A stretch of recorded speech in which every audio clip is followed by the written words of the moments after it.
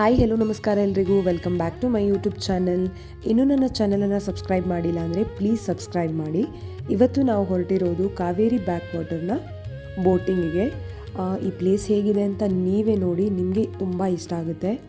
ತಲಕಾಡಿಗೆ ನಾವು ಹೋಗ್ತಾ ಇರಬೇಕಾದ್ರೆ ನೋಡಿ, ಈ ಥರ ಹಳ್ಳಿಯ ಜೀವನ ಅಂತ ತುಂಬ ಚೆನ್ನಾಗಿತ್ತು.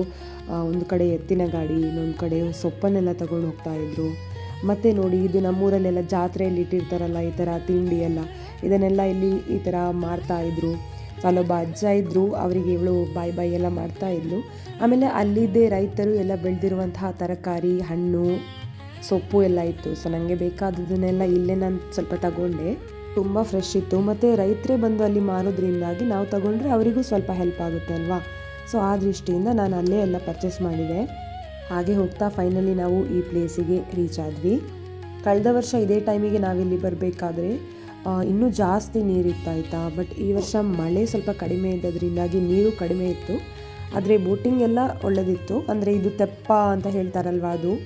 ಸೊ ನೋಡಿ ಎಷ್ಟೊಂದು ಜನ ಬಂದಿದ್ದಾರೆ. ಇವರಿಗೆಲ್ಲ ಇದೇ ಒಂಥರ ಬೀಚ್ ಆಗಿ ಹೋಗಿದೆ ಆಯಿತಾ. ನಾವು ಪ್ರತಿ ವರ್ಷ ಕೂಡ ಇಲ್ಲಿ ಒಂದು ಸಲ ಬರ್ತೇವೆ ಆಯಿತಾ. ಅಂದರೆ ತುಂಬ ಮಳೆ ಬಂದ ನಂತರ ಒಂದು ರೌಂಡ್ ಇಲ್ಲಿ ಬರ್ತೇವೆ.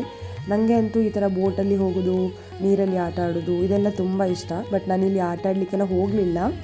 ಕಡಿಮೆ ಅಂತ ಹೇಳಿದ್ರು ವರ್ಷಕ್ಕೆ ಒಂದು 5-6 ಸಲ ಆದರೂ ನಾವು ಈ ಥರ ಬೋಟಲ್ಲೆಲ್ಲ ಹೋಗ್ತೇವೆ ಆಯಿತಾ.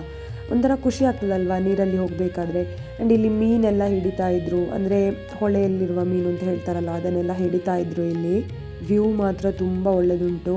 ಆಮೇಲೆ ಅವ್ರು ನೋಡಿ ಎಲ್ಲ ತೋರಿಸ್ತಾ ಇದ್ದಾರೆ, ನಿಮಗೆ ಲಾಂಗ್ ರೈಡ್ ಕರ್ಕೊಂಡು ಹೋಗ್ತೇನೆ ಬೇಕಾದರೆ ಎಲ್ಲ ಹೇಳ್ತಾ ಇದ್ರು ಅವರು.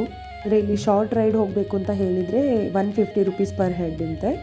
ಲಾಂಗ್ ರೈಡ್ ಆದರೆ 300 ರೂಪೀಸ್ ಪರ್ ಹೆಡ್ ಅಂತ ಹೇಳಿದರು. ನಮಗೆ ಮಗು ಕೂಡ ಇತ್ತಲ್ಲ, ಹಾಗಾಗಿ ಮತ್ತು ಅವರು ಸೇಫ್ಟಿ ಜಾಕೆಟ್ ಎಲ್ಲ ಕೊಟ್ಟಿರಲಿಲ್ಲ ಅಲ್ವಾ, ಅದಕ್ಕೆ ನಮಗೆ ಅಷ್ಟೊಂದು ದೂರ ಹೋಗಲಿಕ್ಕೆ ಧೈರ್ಯ ಬರಲಿಲ್ಲ. ಇದು ಅಷ್ಟೊಂದು ಆಳ ಇರಲಿಲ್ಲ ಇಲ್ಲಿ, ಅಂದರೆ ಒಂದು 4 ಫೀಟಷ್ಟು ನೀರಿತ್ತಿಲ್ಲಿ. ಬಟ್ ಲಾಂಗ್ ರೈಡ್ ಹೋದರೆ ತುಂಬ ಆಳ ಉಂಟು ಹೇಳಿದರು.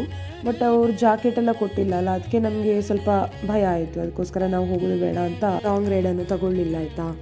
ಬ್ಯಾಂಗ್ಳೂರಿನಿಂದ ವೀಕೆಂಡಲ್ಲಿ ಒಂದಿನ ಹೊರಗಡೆ ಹೋಗುವ ಅಂತ ಅಂದ್ಕೊಂಡ್ರೆ ನೀವು ಇದು ಬೆಸ್ಟ್ ಸ್ಪಾಟ್ ಅಂತಲೇ ಹೇಳ್ಬೋದು.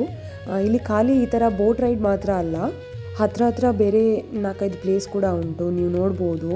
ಮತ್ತು ಶಿವನ ಸಮುದ್ರ, ಜಲಪಾತ ಕೂಡ ಉಂಟು. ಎಲ್ಲ ಒಂದು 15-20 ಮಿನಿಟ್ಸ್ ಒಳಗೆ ರೀಚ್ ಆಗೋ ಥರನೇ ಪ್ಲೇಸಸ್ ಎಲ್ಲ ಉಂಟು.